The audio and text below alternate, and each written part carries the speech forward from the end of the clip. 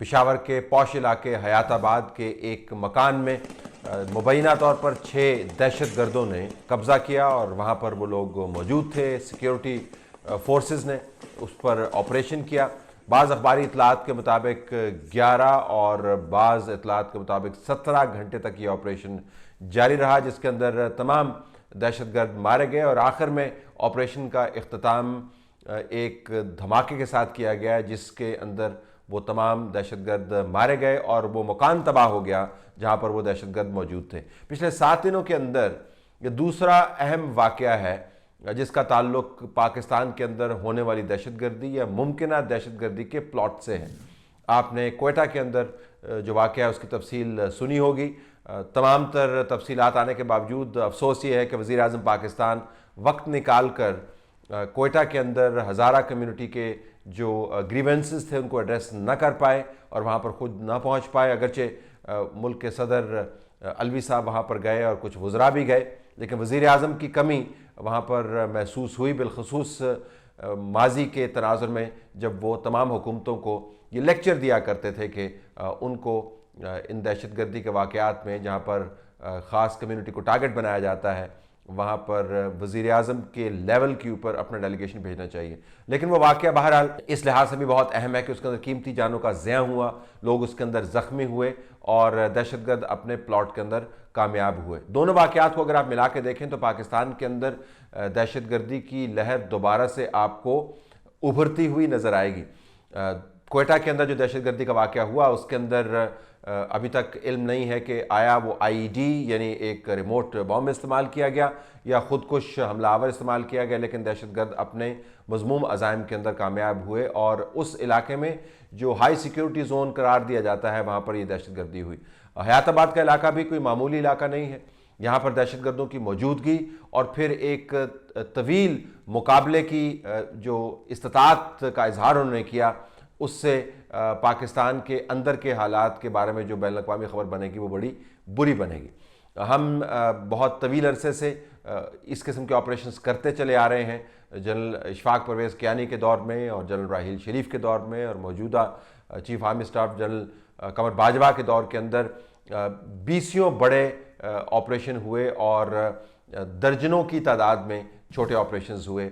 Operation राह रास्त हो, ऑपरेशन ज़रब-ए-अज़्ब हो या ऑपरेशन रद्दुल फसाद हो जिस वक्त जारी है, तमाम ऑपरेशंस के दौरान हमें यही बताया गया कि दहशतगर्दों का तंजीमी ढांचा हमने तबाह किया और बहुत सारे दहशतगर्द हमने मारे। हमने ये भी बताया कि उनकी इंफॉर्मेशन का जो नेटवर्क है उसको हमने मुकम्मल तौर पर उसका ख़ात्मा किया और पाकिस्तान की सरजमीन को दहशतगर्दों की मुनज़्ज़म मौजूदगी से पाक किया। इस किस्म के वाक़यात की ज़्यादा तशरीह नहीं करनी चाहिए, लेकिन जो ट्रेंड दोनों वाक़यात बनाते हुए नज़र आते हैं वो ख़तरनाक है। अगर 5 से 6 दहशतगर्द जो हैं एक पौश इलाके के अंदर मौजूद हों और वहाँ पर ये इस्तात पा लें कि सिक्योरिटी फोर्सेस से वो एक तवील मुकाबला करें और फिर मकान को गिरा कर उनको नीस्त नाबूद करने की ज़रूरत महसूस हो, तो इससे इल्म होता है कि उनकी तंजीमी हालत क्या है। अगर दहशतगर्द कम्युनिटीज़ को बाकायदा टारगेट बनाएं और कीमती जानों का ज़िया करें और उसके बाद पकड़े न जाएं, इससे पता चलता है कि उन्होंने इन इलाकों के अंदर अपनी मैपिंग भी की हुई है और उनको इल्म है कि टारगेट सिलेक्शन किस तरीके से करनी है। और दोनों जो वाक़यात हैं वो 2 सूबों के प्रोविंशियल कैपिटल्स के अंदर हुए हैं, कोयटा के अंदर और पेशावर के अंदर, जिससे पता ये चलता है कि 2 सूबे और उनके प्रोविंशियल कैपिटल जो है इस किस्म की एक्टिविटी से मुबर्रा नहीं है। दूसरे शहरों के अंदर क्या वाक़यात मुमकिन हो सकते हैं, ये अभी भी इम्कान बाकी है। ये वो मामलात हैं जिसके ऊपर हमें संजीदा बहस करने की ज़रूरत है। हम तवील जंग लड़ने के बावजूद, इतनी बड़ी कॉस्ट उठाने के बावजूद, चाहे वो मुआशी हो, चाहे माशरती हो, इंसानी हो या माली हो, हम अभी तक दहशतगर्दी का हतमी तौर पर काला कमा क्यों नहीं कर पाए।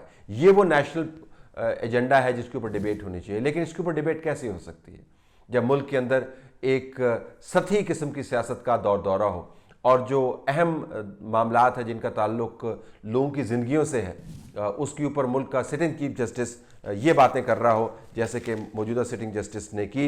एक तो वो फरमा रहे हैं कि फौरी इंसाफ का कानून बिल्कुल नहीं बदला और सिर्फ जजेस जो हैं वो मेहनत से काम कर रहे हैं। चीफ जस्टिस ने मईशत के बारे में बनने वाली खबरों के हवाले से अपनी मायूसी का इजहार किया और ये भी बताया कि अमन और अमान की सूरत हाल आप सबके सामने है, इसके ऊपर वो कमेंट नहीं करना चाहते थे।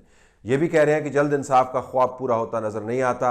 मॉडल कोर्ट्स जो इतने शौक से बनाई थी वहाँ पर जजों की तैनाती नहीं हुई, तालीम सेहत के मामलात। तो चीफ जस्टिस ने वो तमाम इश्यूज़ जिनका बरह रास्त ताल्लुक गुड गवर्नेंस से है उसको खोल के आपके सामने रख दिया।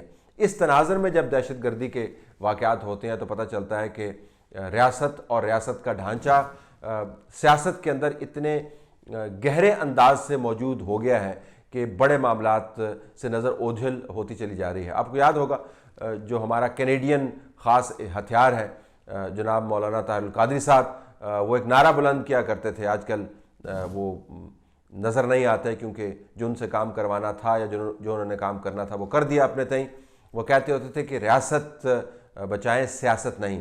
उसी नारे को हम मॉडिफाई कर सकते हैं मौजूदा हालात के तनाज़र में। पाकिस्तान का मुस्तकबिल दहशत गर्दी की जंग के ख़ात्मे से जुड़ा हुआ है, पाकिस्तान का मुस्तकबिल मईशत से जुड़ा हुआ है, पाकिस्तान का मुस्तकबिल लोगों को अमन अमान फराहम करने से जुड़ा हुआ है। पाकिस्तान का मुस्तकबिल उस फ़रोही बहस के अंदर आपको नज़र नहीं आता जो हमने आजकल छेड़ी हुई है, जिसका ताल्लुक बुज़दार साहब के मुस्तकबिल से है, जिसका ताल्लुक करप्शन के उन केसेस से है जिसको आप साबित नहीं कर पाते, लेकिन मीडिया के अंदर डिबेट किए चले जाते हैं और किए चले जाते हैं। रियासत और हुकूमत की जिम्मेदारियाँ उसको पूरा करने की ज़रूरत है और जो फोकस है वो इस किस्म की गाइडलाइन के तहत तैयार किया जा सकता है कि रियासत चलाएं सियासत नहीं। जब तक सियासी फ़रोही सियासी मामलात को अहम रियासती अमूर से अलहदा नहीं किया जाएगा और अहम तरीन चैलेंजेस के ऊपर फोकस नहीं किया जाएगा, पाकिस्तान के हालात तब्दील नहीं होंगे।